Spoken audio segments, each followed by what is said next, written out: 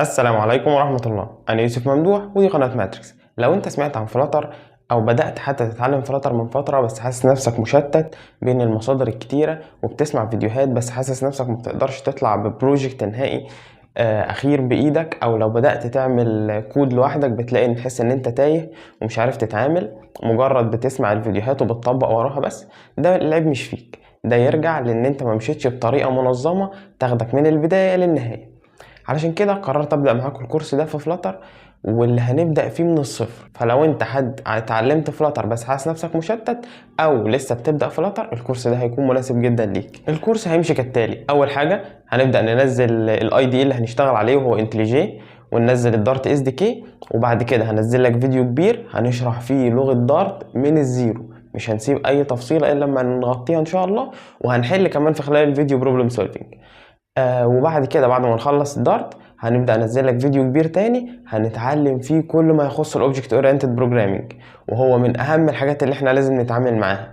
بعد لما انت تكون اتقنت لغة دارت وبعد كده اتقنت الاو بي بتاعها بشكل كويس جدا، هتلاقي نفسك بتنطلق في فلاتر بكل بساطة خالص. لكن لو تخطيت الفيديوهين دول او ما اتقنتهمش، فده هيكون سبب في تاخرك في فلاتر، او ان انت ما تعرفش تتقدم فيه وتوصل لنقطه انت مش عارف تعديها. هتلاقي نفسك بتكتب كود حتى لو انت مش متقن فلاتر ودارت، لكن مش هتقدر تطور نفسك ومش هتكون فاهم ده مبني ازاي، لان الفريم ورك كله مبني على الاوبجكت اورينتد بروجرامنج اصلا. وبعد كده هنبدا ننزل فلاتر اس دي كي ونبدا نشتغل على ديزاينز حقيقيه. هنجيب ابلكيشنز موجوده على فيجما ونبدا نطبقها واحده واحده من الزيرو، من ابسط حاجه لحد ما نوصل لمستوى احترافي في ان احنا نقدر نعمل يو اي ريسبونسيف يشتغل على اي موبايل او اي تابلت. وبعد كده هبدا اشتغل معاك شويه ابلكيشنز نعلي اللوجيك بتاعنا، زي مثلا هنبدا نعمل لعبه اكس او وكالكوليتور. دول هدفهم مش ان احنا نعمل كالكوليتور او نعمل لعبه اكس او، لا، هدفهم ان احنا نعلي اللوجيك بتاعنا ونعرف ازاي بنتعامل مع اللوجيك وندمج اليو اي اللي احنا اتعلمناه باللوجيك.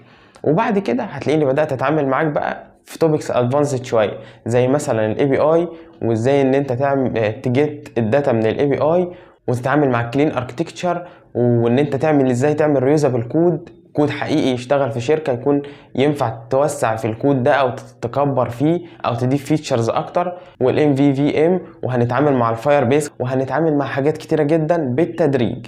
طيب الفيديوهات هتنزل ازاي؟ الفيديوهات هتنزل كالتالي: اول حاجه هتلاقي في بعد طالما الفيديو ده نزل هتلاقي ان في فيديو تاني نزل بتاع التسطيب بتاع الانتليجي، هتبدا تسطب معاه انتليجي على طول. ويوم الخميس على طول هتلاقي ان في فيديو نزل لك بتاع الاساسيات دارت. بعد ما تخلص اساسيات دارت دي، الاسبوع اللي بعده ان شاء الله هتلاقي في فيديو تاني نزل بتاع الاو بي، وهكذا كل اسبوع هينزل فيديو كبير دسم تتعلمه على مدار الاسبوع. انا مش حابب ان انا اعمل بلاي ليست فيها 30 40 فيديو بشرح لك فيهم دارت، لا، انا هعمل لك فيديو كبير تقريبا 4 ساعات او حاجه يلم لك لغه دارت كلها، وانت تبدا تقسمه وهتلاقي التايم لاين متقسم يعني ان شاء الله. وهنبدا ننطلق مع بعض في الكورس واحده واحده، بس كل اللي انا عايزه منك ما تعديش حاجه وخلاص، تبدا تطبق واحده واحده معايا وتفهم الكود الاول، وبعد كده انت تطبقه مع نفسك بحيث ان انت تحقق اكبر استفاده. يلا اشوفك الفيديو الجاي.